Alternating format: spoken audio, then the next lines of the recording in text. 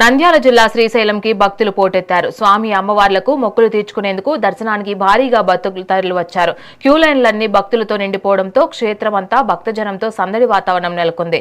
భక్తులు వేకువజామున నుండే పాతాళగంగలో పుణ్యస్నానాలు ఆచరించి భ్రమరాంబ మల్లికార్జున స్వామి అమ్మవార్ల దర్శనార్థమై దర్శన కంపార్ట్మెంట్లలో బారులు తీరారు. కాగా స్వామి అమ్మవార్ల దర్శనానికి సుమారు 3 గంటల సమయం పడుతుంది. మరోపక్క భక్తుల రద్దీ దృష్ట్యా శని, ఆది, సోమవారాల్లో ఆర్జిత అభిషేకాలు, కుంకుమార్చనను అధికారులు నిలుపుదల వేశారు.